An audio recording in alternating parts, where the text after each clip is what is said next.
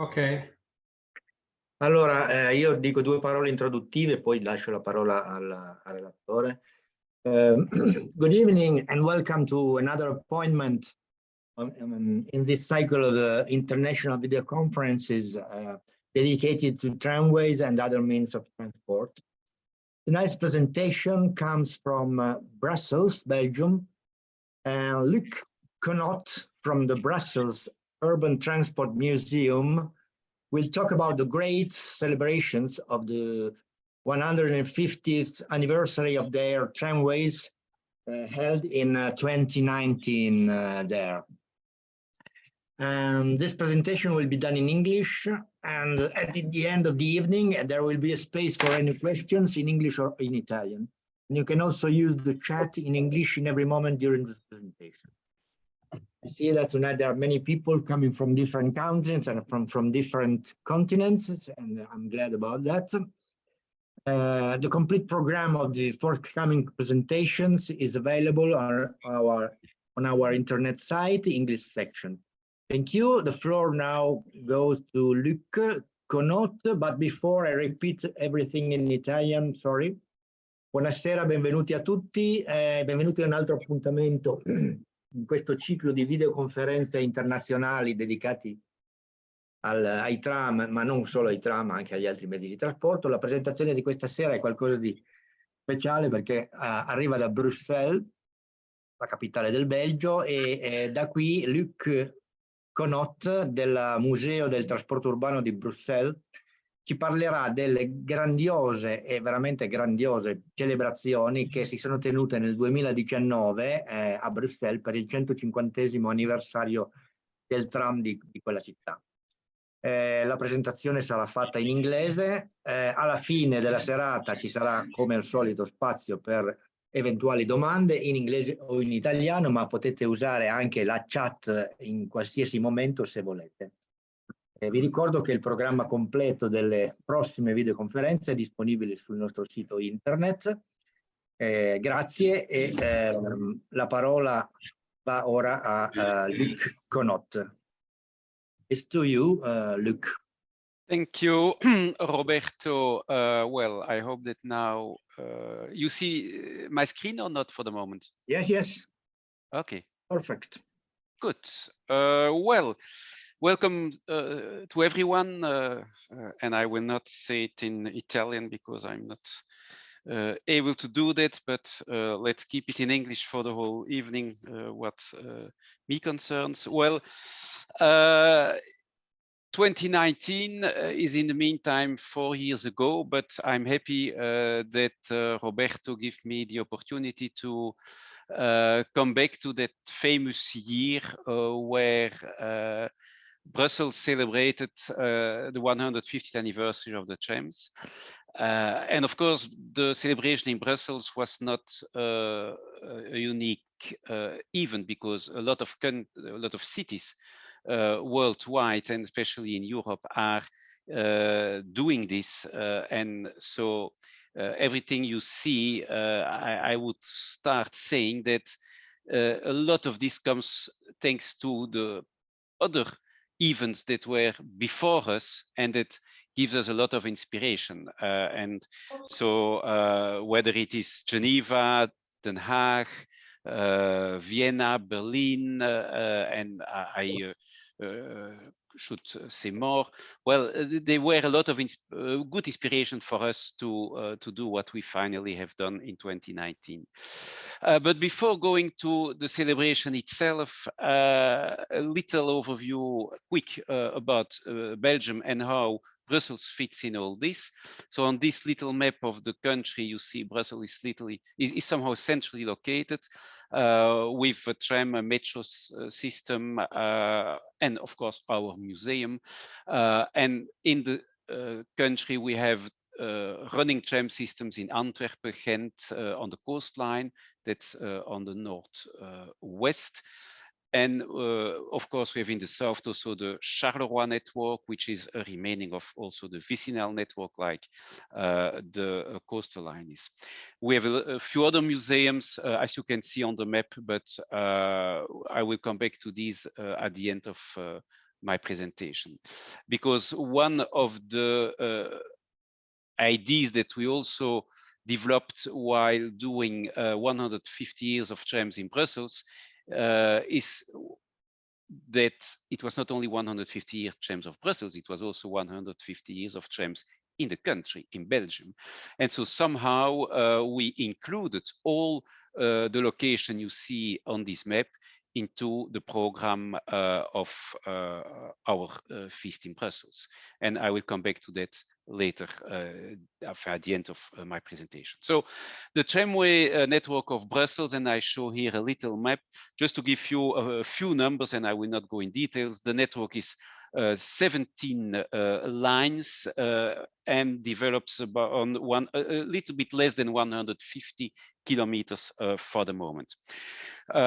You see, and I hope you can see my mouse, in the central part, it looks a little bit empty, that's true, but a lot is replaced over the years by underground metro lines. So unfortunately, the network is, even it's still a nice network and not so small, but it's just a subset of it, of what it was before the metro developed in the 60s.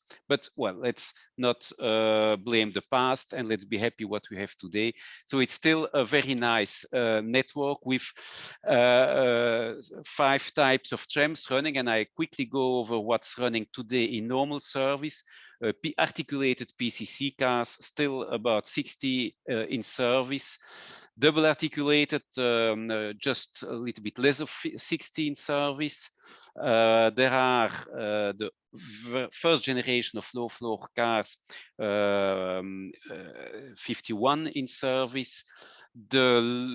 And the biggest number of cars is this model for the moment, which is a low floor car from Bombardier, 150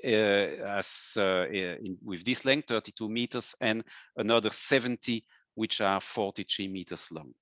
And this fleet will be completed with new cars. The first ones are in test for the moment. You see one of these test cars. They are not yet in service, but they will come into service. They should come into service in the next months. Well, this is what is running on the regular network. But before going to the feast, I will go to back to a little bit history about Brussels and Belgium in general, because that will be of influence for the rest of the evening. I come back to this picture. Well, the whole of the Brussels network today is 145 meter gauge. So, and that's the urban network has nearly all the time been, well, I don't go to all the exceptions, been on that normal gauge. But there was in Belgium also a very famous vicinal network, a kind of interurban network, but with a lot also of urban parts in this network. And that extended over the whole of the country, so included, of course, also Brussels. Now, why is it interesting to speak about this? That network was on meter gauge, 1000 millimeter.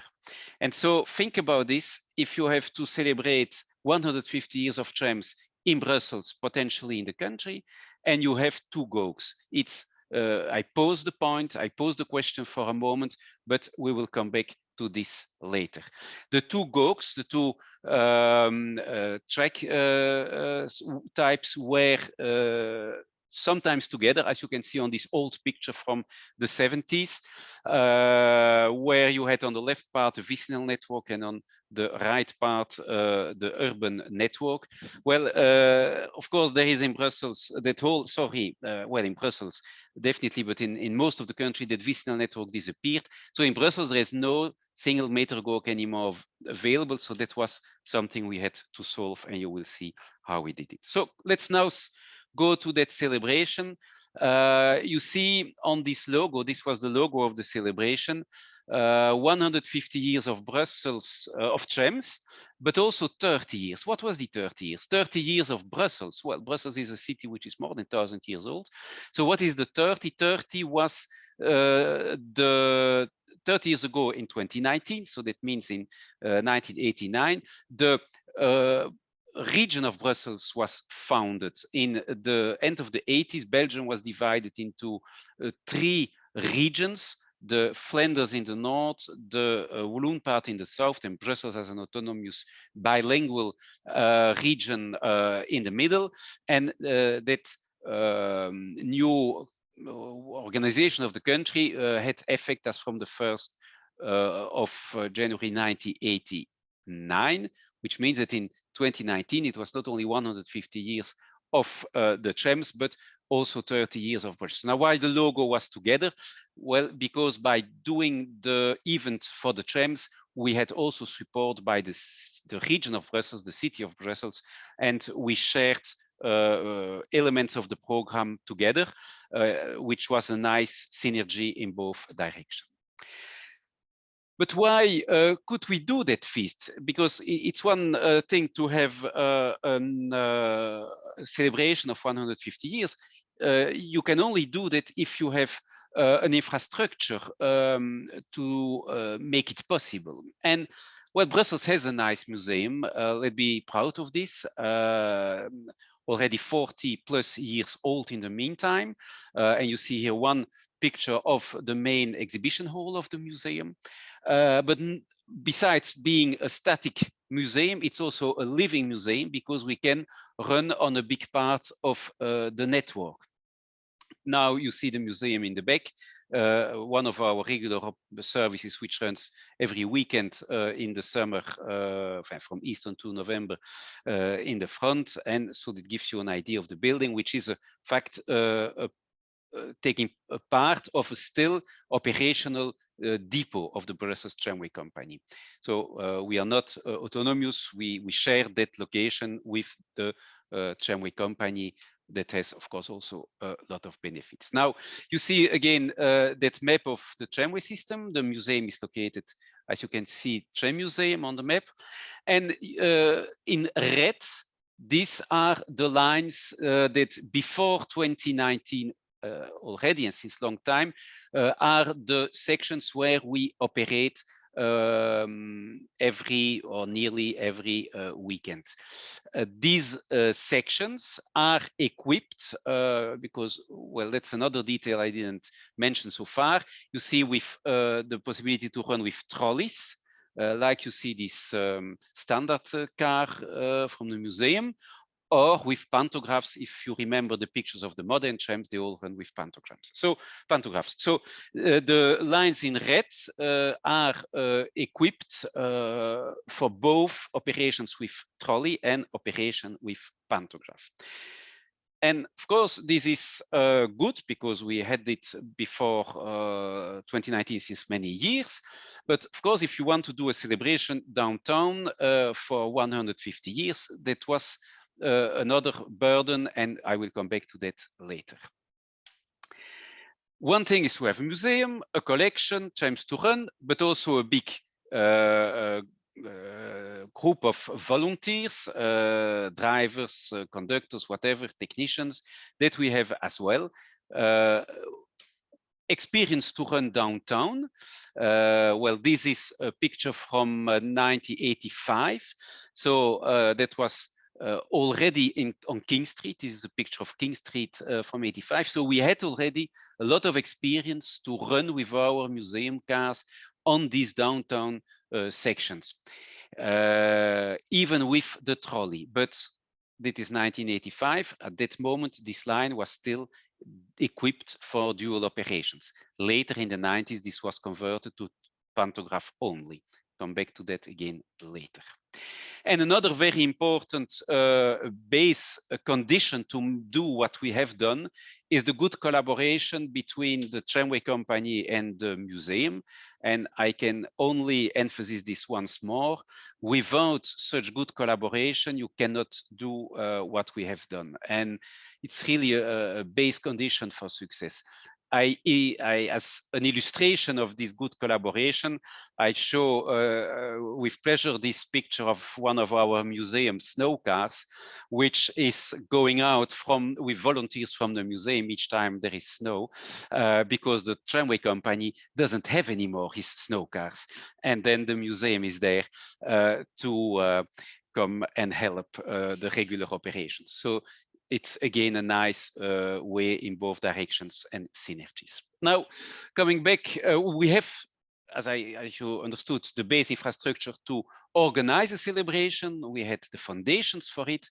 Now we had also to find a good opportunity. And the opportunity was 150 years, yes, but also another question, when are you celebrating, where are you celebrating, and how can you make the link with the past? And the link with the past, it's very easy.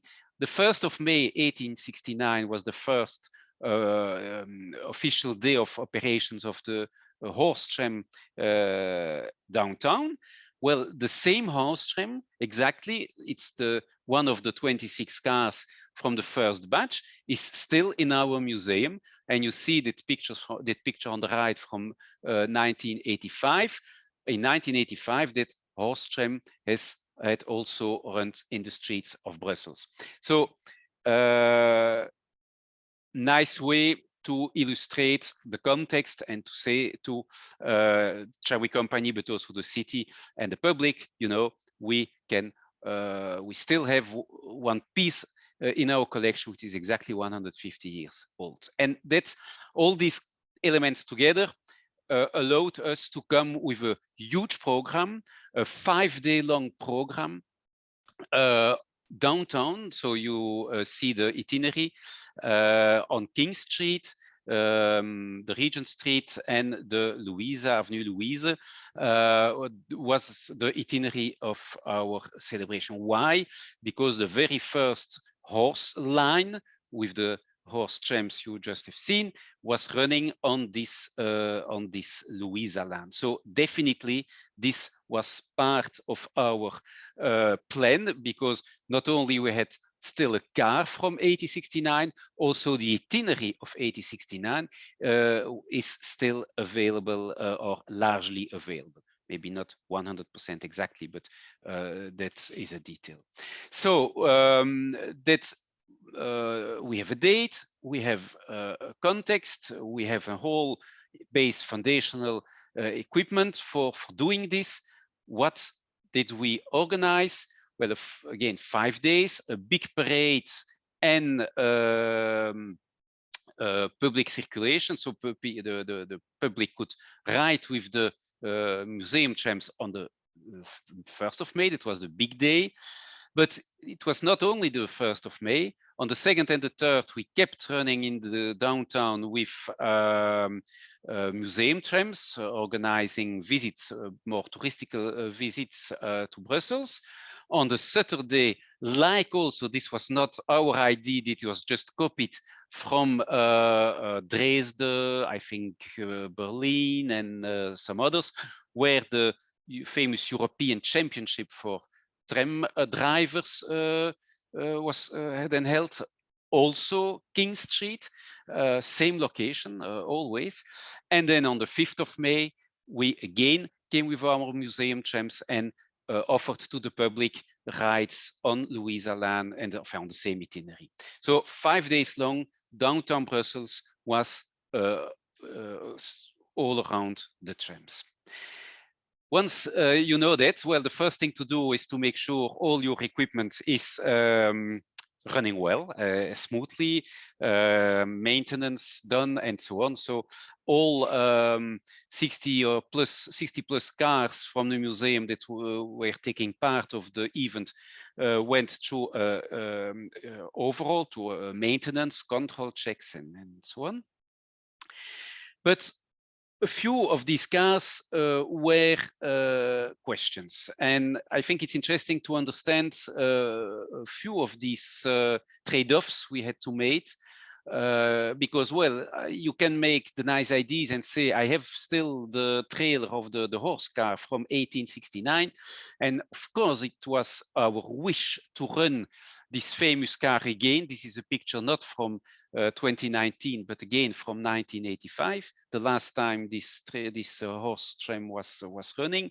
And then we did in-depth inspection to come to the decision that, well, if such elements like the suspension parts, but this is just one example, would have been to be replaced by new stuff, well, then we didn't end up with the same car as before. And so to keep our two oldest cars, and you see the both on the picture, the one in the back, the 31, which is just behind our number 7, to keep them in their most historical state, we decided not to use these two cars in our parades and in our rides in 2019. So just to mention that sometimes you need also to take decisions that are maybe against the logic for a feast, but important to keep your most valuable vehicles preserved. So these two cars you see here, we didn't use them in the feast. All the other museum trams which are operational, we used them in 2019 on the parade or the public rides. All the cars, all the elements during more than 1 year in advance to the singlest details were tested, and you see that sometimes even loading a trailer on a truck for transportation, well, all that also that need to be tested. You see a derailment on loading a trailer. Well, this is a type of details you don't want to have on your main event day. Also, running horse trams was tested again. And you can see that we did it in a real environment on a part of the network, similar to the central streets downtown. And this was with the required attention from police, but all went well, empty and then fully loaded. So every single car, including our horse trams, all was tested. Where required, of course, the cars were maintained. Definitely, the horse trams required a little bit more attention because they are not going out of the museum so often. Then also we had some trade-offs to do for what we regarding steam. Coming back to the history of 150 trams in Brussels, well, it's clear that it started with horse operations, and so we have 3 horse trams. That was not a problem, but definitely there is also a piece of history with steam to explain to the visitors. And one of our ideas was to bring to Belgium engine built by Cockerill, and it was used for a few short period, but anyway, it was used on one of the city lines in Brussels. That is an engine preserved by the Morse Railway in the UK. But it was not possible to make it, to bring it over in the short term for 2019. For your information, this steam engine, fully in the colors of Brussels, went to Brussels for in operations in 2022, last year, to celebrate the 40th anniversary of the Tramway Museum. So we were willing to put steam in the parade, but how can you run with steam? Well, then we looked the possibility to run a normal Gook steam engine from the Museum of Schepdaal. That would not have been historically right, but technically it was not feasible because this steam engine is not in operating condition. Then the only one that is in operating condition in Belgium is the one from the ASVI, the Museum Association from Thuin, south of Charleroi. And decision was taken to include this steam engine in our program, despite it is on narrow Gook. You will see how we solved that problem later. Well, this later is already now. So what did we do?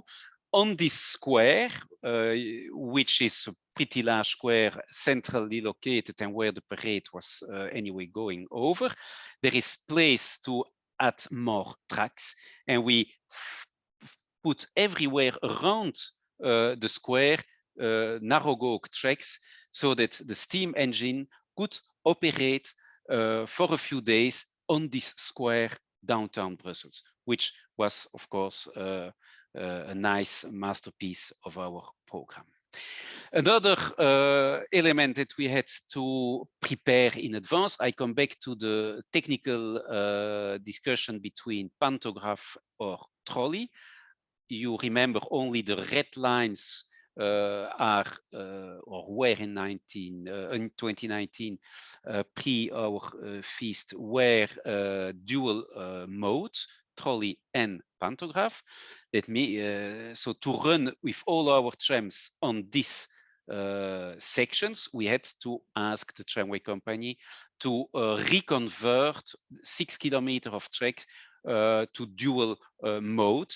And this is a structural investment because still today, this part of the network in green on the map is still dual operational trolley and pantograph, which again is another part of our program for 150 years, is to say, well, every investment we did for 2019 for that celebration was designed on a way that it's not a one-day investment, but that it is a structural change to be reused later on when we want. And so a few days a year now, we operate with our museum trams an additional line downtown Brussels, thanks to the investment done in 2019.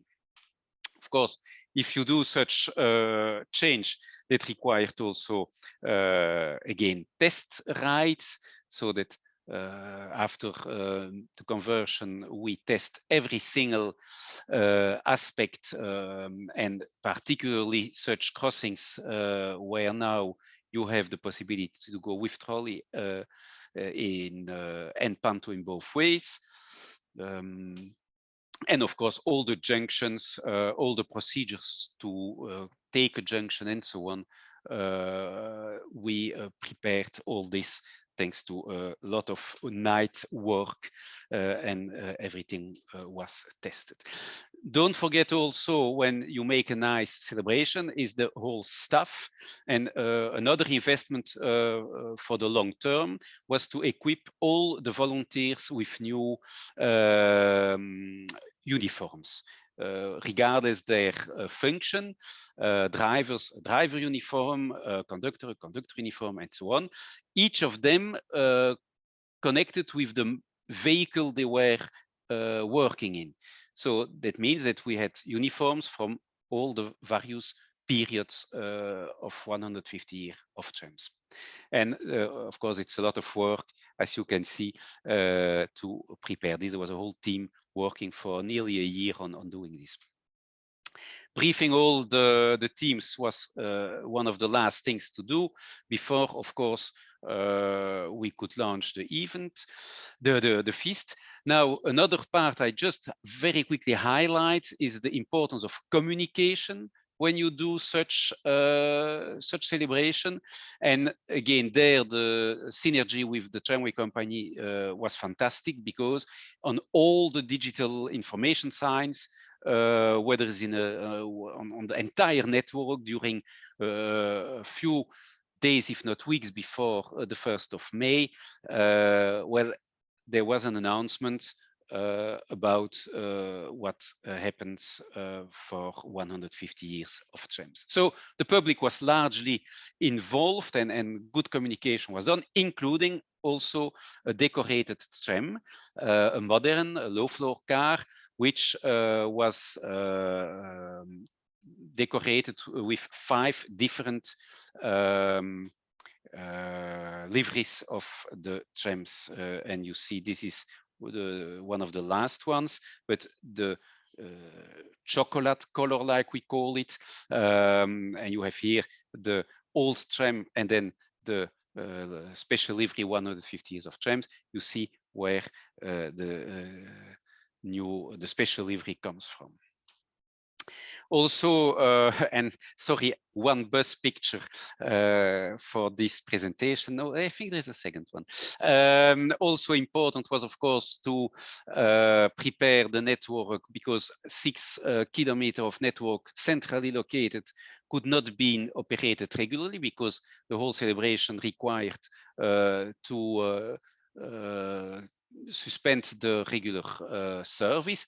And so also here you see that the bus line replacing the trams was numbered, of course, 150. Little details, but you know that add always to communication again, because that's communicated to the public. So the public again, 150 comes in the head. So all these little details contribute each time to 1 or 2 people more, and adds up to come to, at the end, 100,000 people coming to see our event. Now, 5 days or 6 days before the very famous launch, we had to bring these cars that were not able to operate because they are on narrow gauge, and that you will see in a few seconds, but also one car that was the representing the very first electrical car of Brussels, had to come by trailer.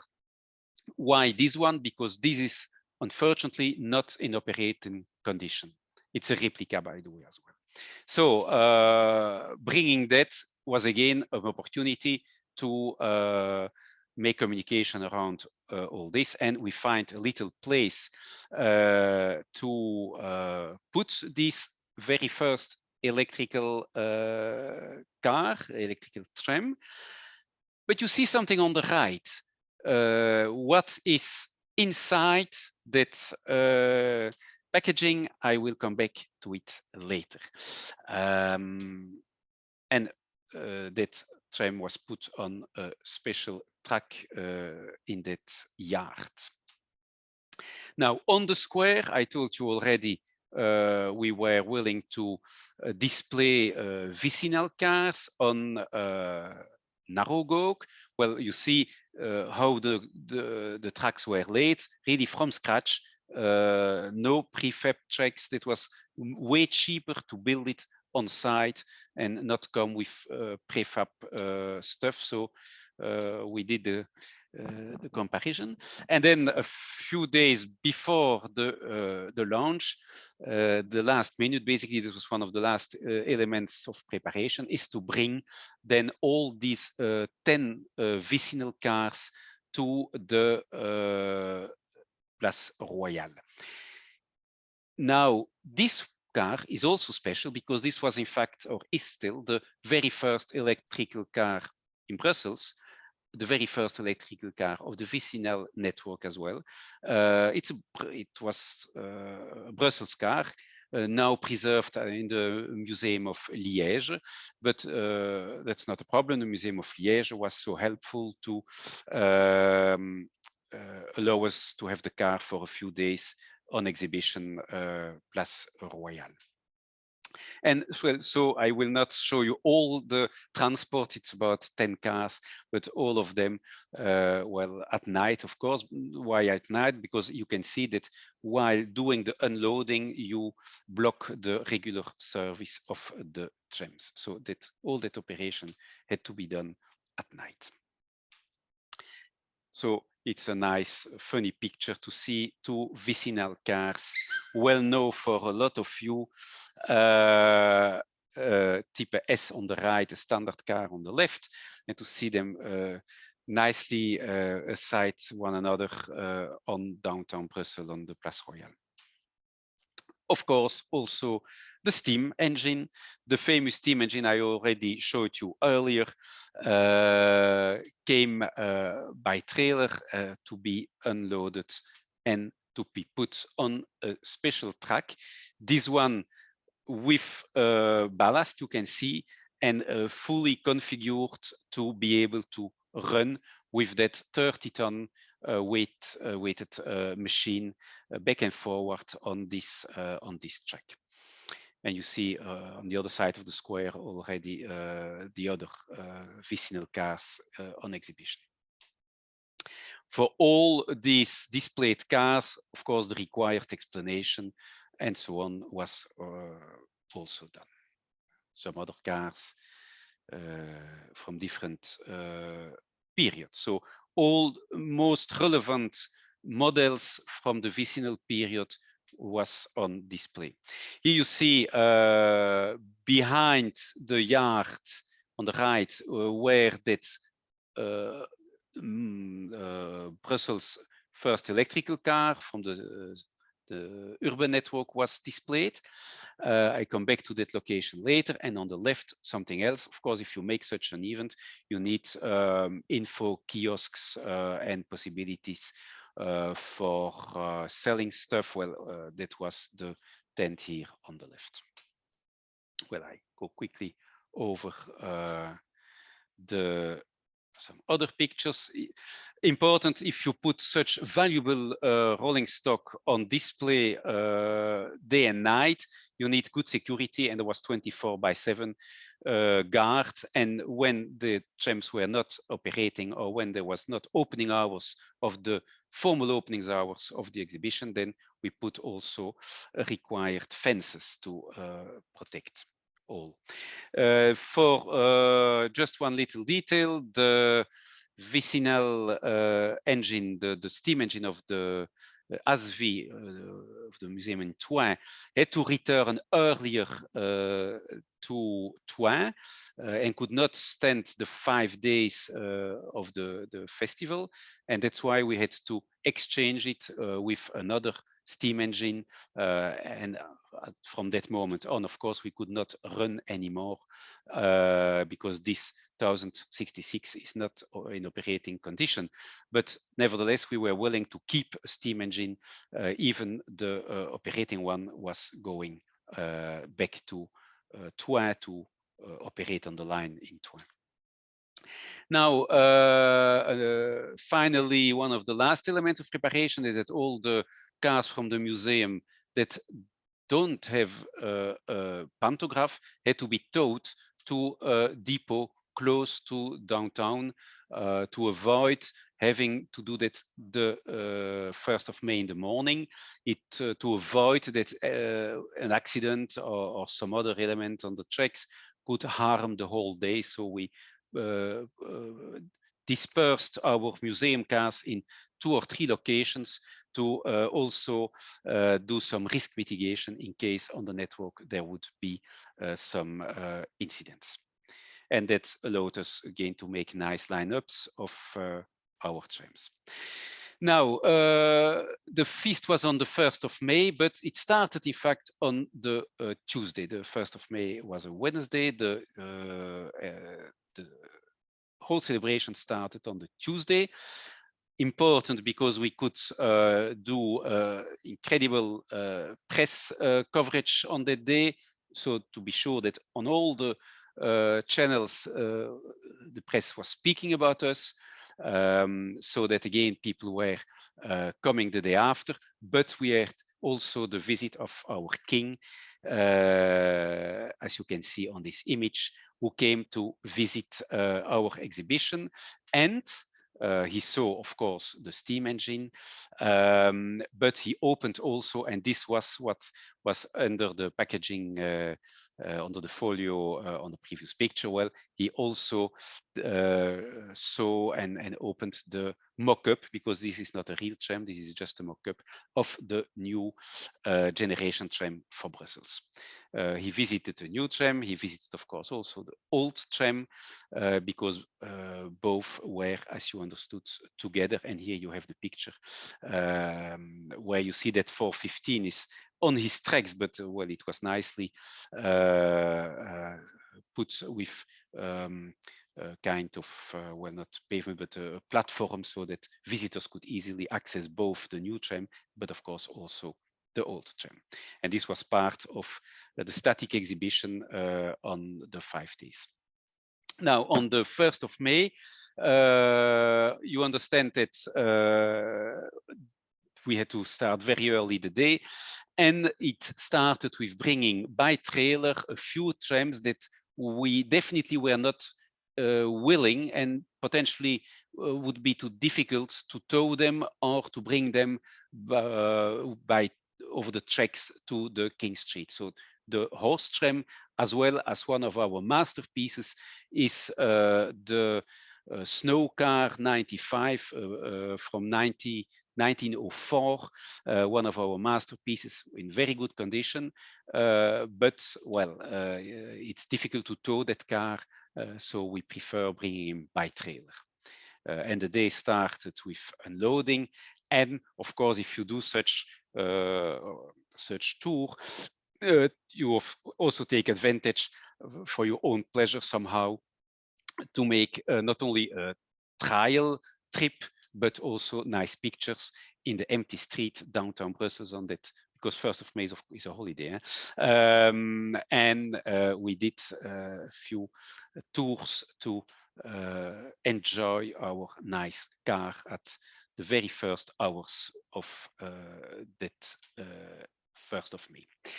Now then, the next was, of course, bringing all the cars from the parade out of the depots where they were located, partly towed to the section where the dual operating, so where the overhead line was converted to trolley operation, and that was with all the Unimogs and other towing tools we could find. So all this was bringing us also there already nice lineups, as you can see, with all trams towed. Well, of course, enjoyable for the enthusiasts. Those trams that are equipped with museum trams equipped with pantograph could, of course, go by their own way, following the older cars.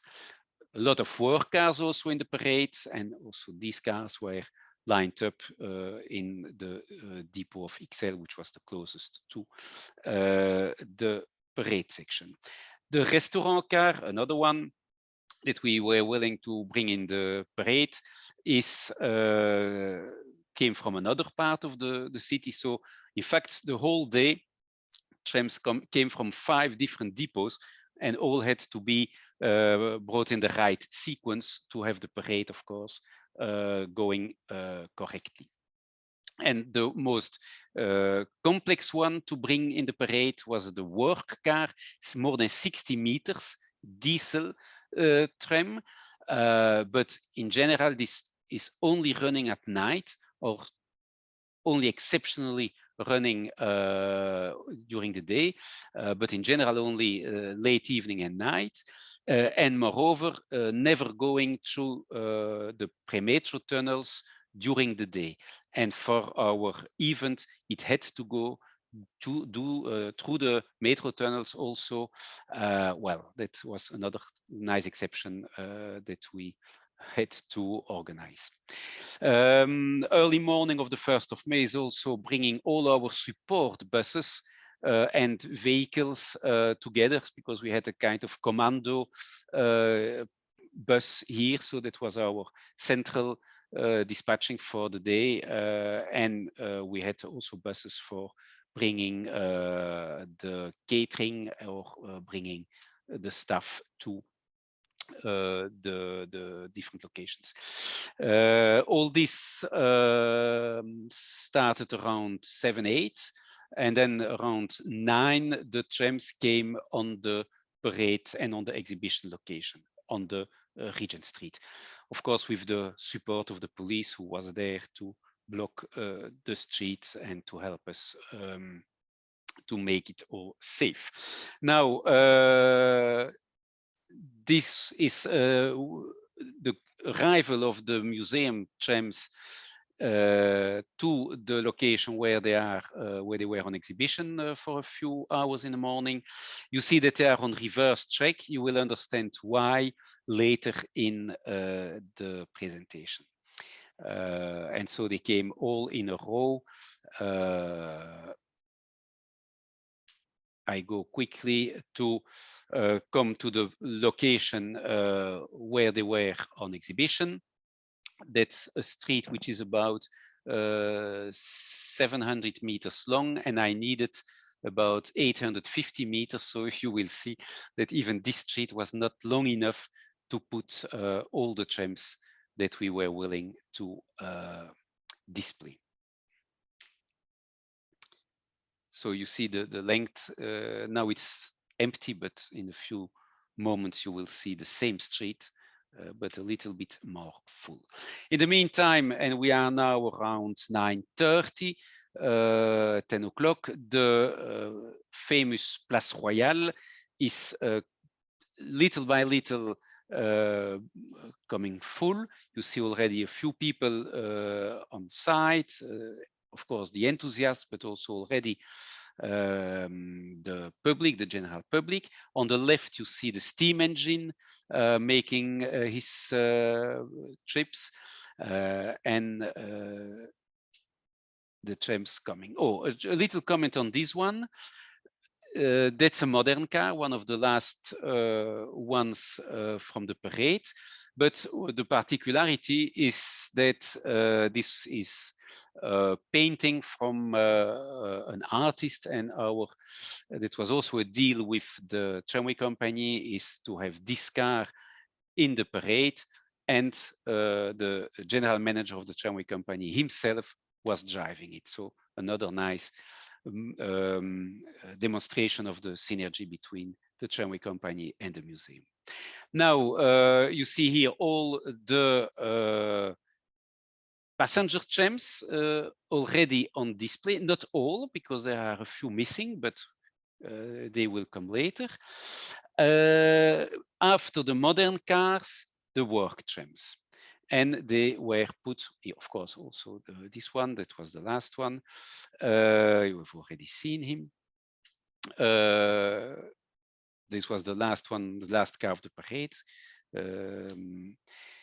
So they were at the end, basically, of the parade here on the end of Regent Street. In the meantime, you see more people on the square, you see more trams, and you see the horse trams coming. One of the, you see there also a horse tram making a loop. One of the last tests that we had to do in preparation of the formal parade was to see that the horses were not afraid by walking along the steam engine. And all the horses of towing trailers, towing horse trams during the day had to pass a little test going along the steam engine, and the steam engine making a lot of noise, as much noise as possible. And surprisingly, and we were happy, of course, no horses were had difficulties going along that steam engine. So that was a last test that we had to do. So you see one of the other horses. And so little by little, the whole square is filling up. Last trials of the horse trams. One other element is that if you come with horse trams, let not keep, sorry, I would say differently, keep the horses busy. So this was also a therapy to keep the horses busy, make them just a little bit kind of shuttle service along the street. So then the horses were active. Same for the steam engine, started to do his tours up and back on that track. And again, as the day is going, as the morning is unfolding, you see more and more people coming. This gives also a very good view on the whole setup, but still there is still place on the square to walk. That will change in a minute as the day goes further.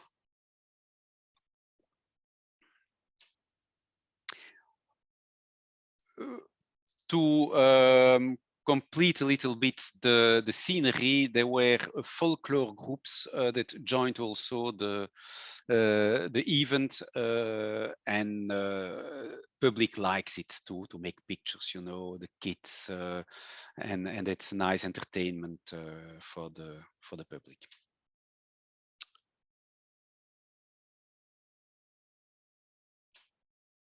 So you see now the full alignment of trams on the Regent Street, and you see that with 428 on the back right, on the bottom right, sorry, of the picture, you see that more trams were on display on the square itself, because the street was not long enough, as I told you, to for all the trams. Well, and because we also wanted to have enough space between the trams for the people to take pictures, and well, this is again the folklore people.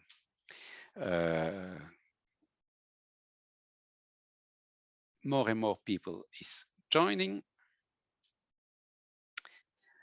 The drivers and the conductors from each tram were very busy giving explanations to all these enthusiast persons that came and asked a lot of questions about the trams. It was fantastic, to even the modern trams. So the question, do you need in such parade to put the modern trams? Definitely yes, because some elements, some people in the public, they were surprised to see these trams. Even they run every day in the streets of the city, but nevertheless, people were surprised to see these modern trams.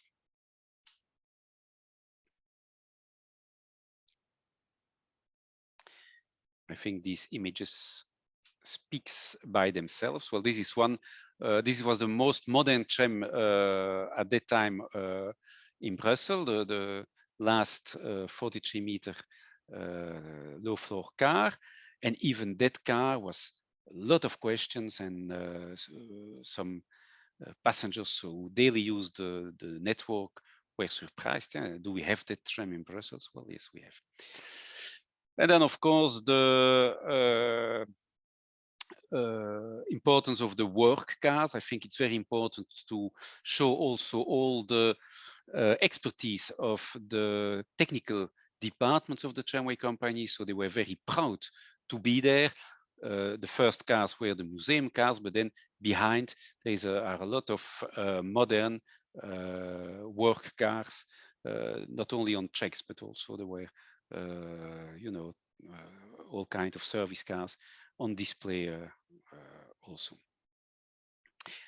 You see that the masterpiece of our museum, the 95, was positioned on a way that it was just in the sun. Well, we had not so much sun that day. That was good for the morning, but nevertheless, if the sun would have been more strong, then this car was well displayed for a position in the sun. This is also still a museum car, but the modern cars are, for example, this one is still in service, and a lot of interest by the public for also these cars. And during 1 hour and a half, more or less, well, this was the scenery on the Regent Street. In the meantime, and now we go to a total other location. In the meantime, 4 museum cars were missing and not on the exhibition on the Regent Street. 4 museum trams that are highly similar to others that were already on display. So out of the all the 34 museum trams that we have in operational condition, we selected 4 Belle Époque trams, so still old trams that were not missing in the exhibition that was already in place, but that we used for another reason. It was very important. This is on the end of the Avenue Louise. If you remember the map, this is where the very first tram line, horse tram line in Brussels started. And here we invited the VIPs, the mayor of the city, the ministers, of course, also the leading persons of the museum, and we invited them to remake the very first ride, not with a horse tram, that is too long to make the whole trip with a horse tram, but with electrical tram. And so the official delegation, the official persons which we invited made the trip on Avenue Louise, but here still empty. And then, well, the surprise came, of course. Here you see again that tram with all the officials going to the King Street. And of course, the surprise came when the tram entered in Regent Street and then saw all the persons. This work car was on purpose put before to be like, you know, a kind of brush tram, because all the public had to clear the ride track.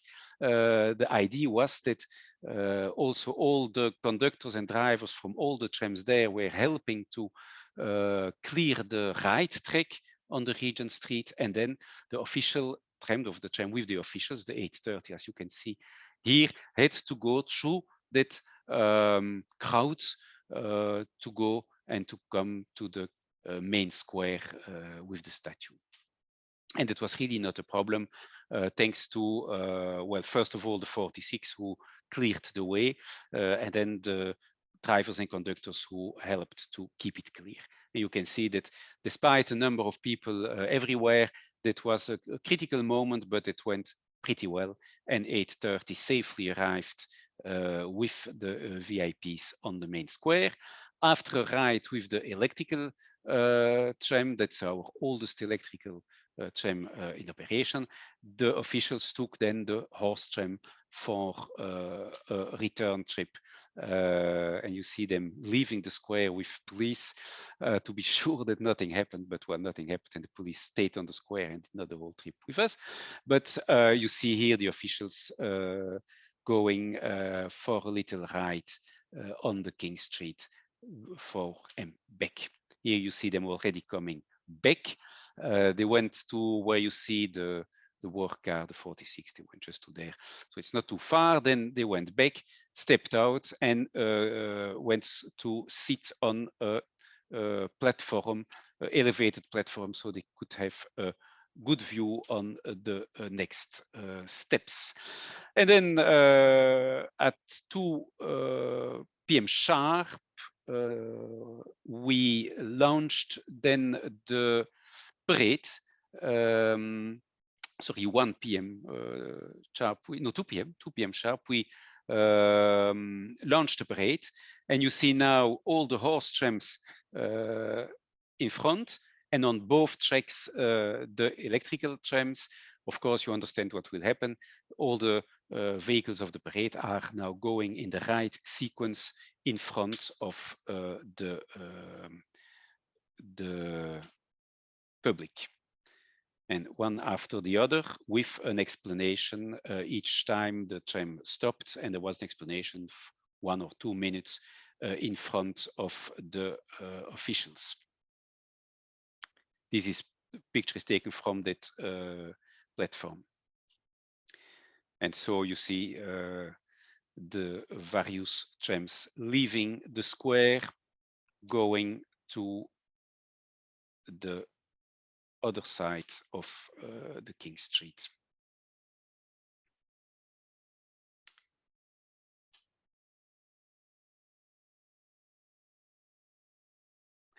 Only on this central part of the parade, we took fences. We put fences.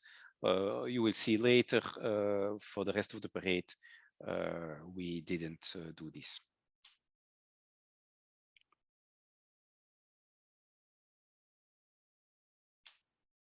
This gives you an overview. It is already the end of the parade. You see the work cars and they were at the end, but gives you a very nice view of that central square, the Place Royale, where you have on the left part the steam engine making his back and forward trips, and then you see the parade going forward. And you see on the right side, again, the vicinal trams on exhibition. You also can, just a little detail, but not, well, little, it's still important. You see real-time broadcasting of the event. That means that as not all the public could be the central location in front of the platform where the VIPs were.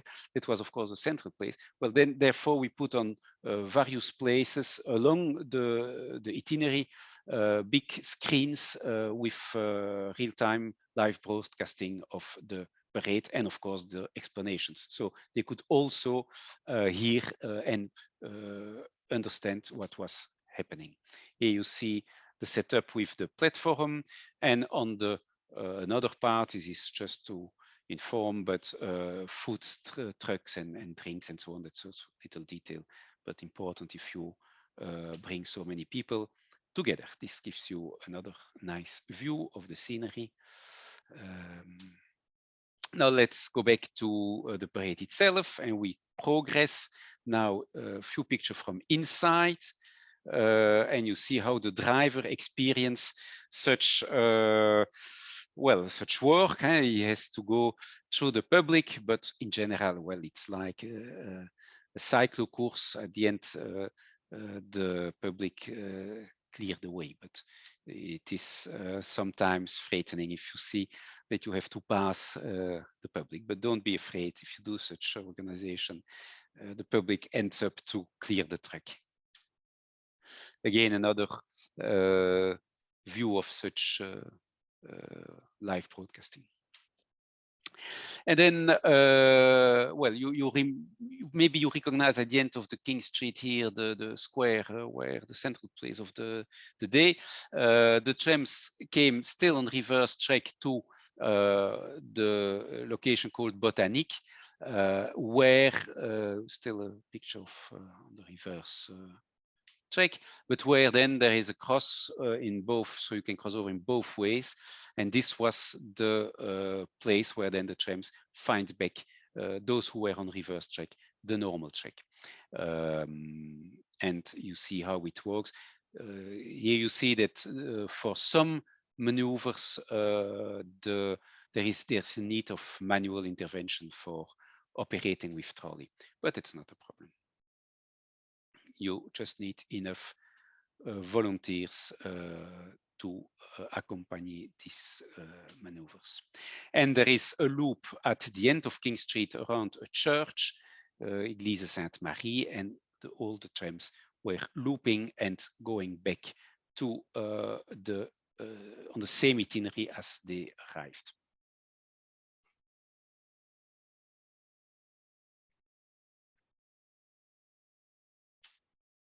Which allows again for the photographs to be taken with more nice lineups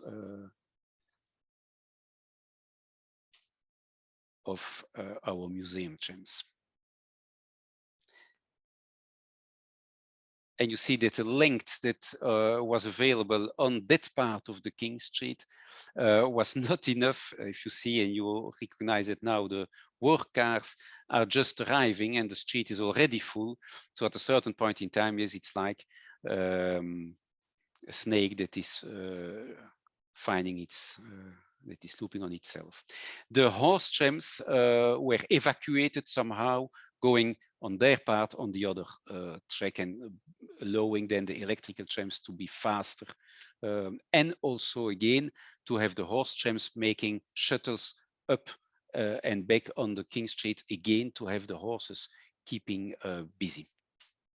So the horse trams for a while could enjoy the rides on that other track. So you see the 3 horse trams, one after the other, on their tour now in reverse track. And so the whole parade, as quick as possible, went back to the central place. You see some nice lineups. And of course, the best place for taking pictures was nicely filled up with the enthusiasts.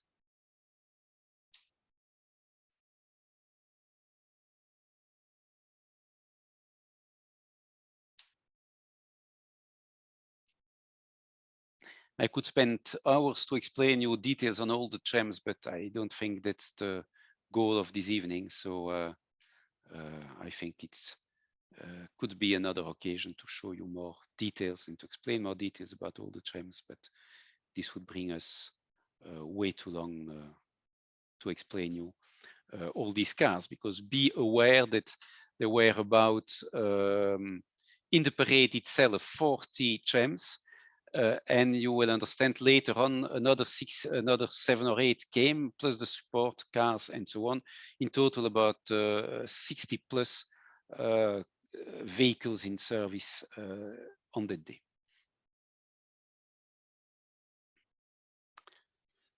Now, immediately after the parade, we allowed the public to board the trams. Not, of course, the work cars, but the museum trams, the regular trams. And therefore, after the work cars, you will see some more museum trams joining the event. I will explain in a second. But let's enjoy first some pictures of the work cars. These are the modern work cars still in service. You see that a few of them are converted PCC cars. And of course, it is pretty unusual to see the diesel train going in the central lane of the city. Now, as I told you, immediately after the parade, the public could board on the trams for a ride to one or to the north or to the south of the section. Of course, if you understood how the parade was moving, then all the trams were first running to the south part of the city, which would be a problem to provide enough capacity to help all the people that were waiting. And that's why we added another 7 museum cars on top of those cars who were already in the parade. And you see here, these are museum cars with a pantograph. So is that fully historical? No. But we have a part of the fleet of standard cars from the 1930s that are equipped with a pantograph that allows us to go freely over nearly all the network, except in the underground tunnels, and of course, all as these cars are single-ended, and that most terminuses are in the meantime requiring double-ended cars where we cannot go everywhere, but nevertheless, it's flexibility that we have with these cars with pantograph. And so 7 more cars were added to all the cars already in service to allow for the public rides in the afternoon. And we went on the 6-kilometer trip, we had around 2-3 minute service for the public, so which was the whole evening up to 6 p.m. So during about 4 hours we operated, and you see the trams were full till the last one.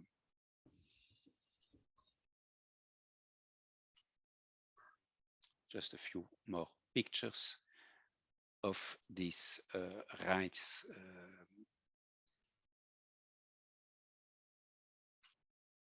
In the meantime, a lot of people still stayed on the central square with, of course, the pleasure to see the steam engine, the other vicinal cars, and so on.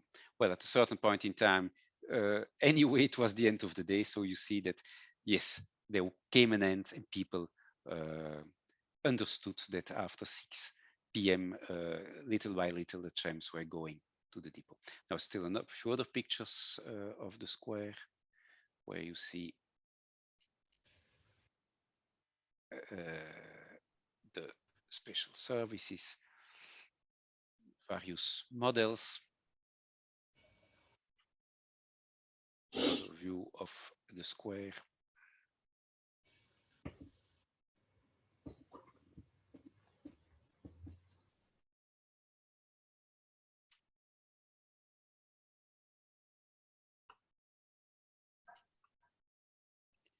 The interest for the vicinal exhibition was also good, so people liked it and enjoyed also this part. And at the end, well, we stored, and I go now fastly to the end of that famous day, we stored a big part of the trams in the first depot possible, XL, because we had we needed these trams for the next days. Those that were not anymore required didn't go to XL, but went back straight to the museum. Now, that was about the 1st of May. Now, quickly, what's happened after, and it will be not so long. On the 2nd and the 3rd, we had tours with Expo car, bogey car from 1935, with explanations, touristical explanations on the city. So with city guides on board. It was during 2 days, 2 working days. And during this one of these days, we did that exchange of steam engines, as I told you already. And well, just for the fun of the picture, you see again the modern car in the special colors of the 150-year celebration. And you see here the 2 steam engines together again with the exchange. I go quickly over these pictures. I already mentioned this, but again, it's nice to see and unusual to have the 2 or to have 2 steam engines on Place Royale.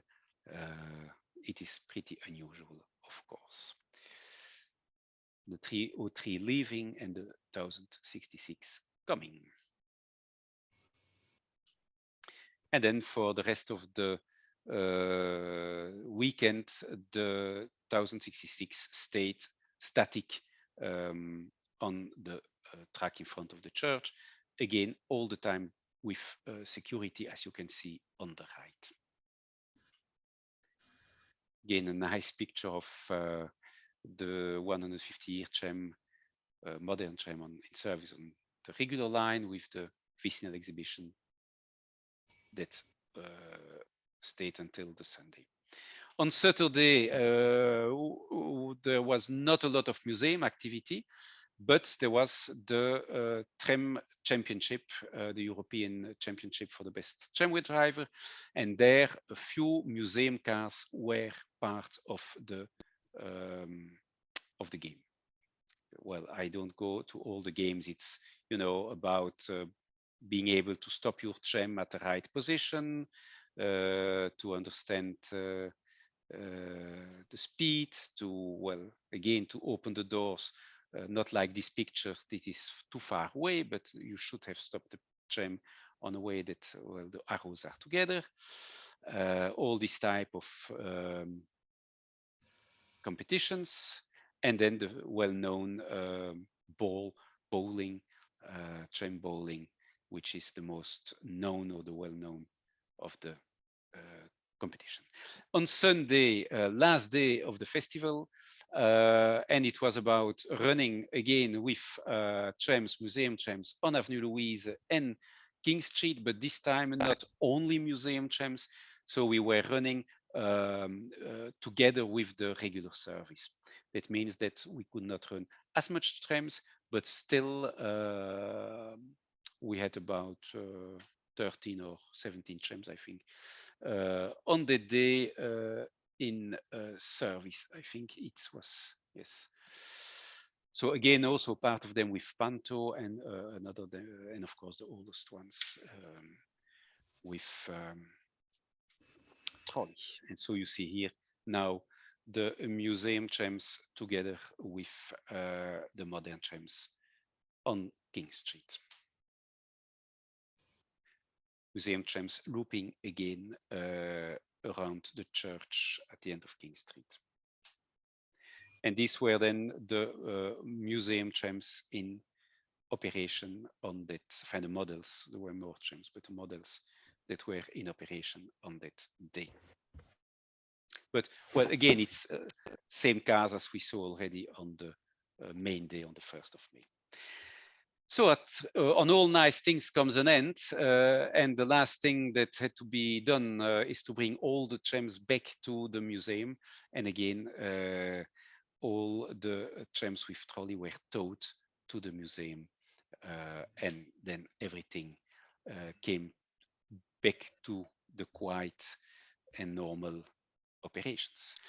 Last element that had to, and this is just a little bit fun to show to you, is that the mock-up of the new tram had also to be taken out of its location. And so you see how that mock-up is built, a little bit components in wood and so on, but just for the fun. Now, last element I was willing to show you quickly is that is what I told you at the beginning. Brussels was celebrating 150 years of trams, but it's also Belgium who was celebrating 150 years of trams. And so we organized together with all the main locations where trams, museum trams operates, not the static ones, but definitely those where there is operations. We organized a day and a non-conflictual way. So that means that visitors were able to go to all the sites, have a special program, and not have to choose between two sites. And these visits were not conflictual with the main activities in Brussels. And so the visitors, definitely from abroad, could enjoy one day in Tram. This is Tram de Asvi, with the well-known also Vicinal PCC, or a day in Ghent, where the museum PCC trams were running, or in Antwerp, where where 3 trams, I think, if I remember well, were in operation. Also, Schepdaal was operating. It is only a few times a year that there is really operation there.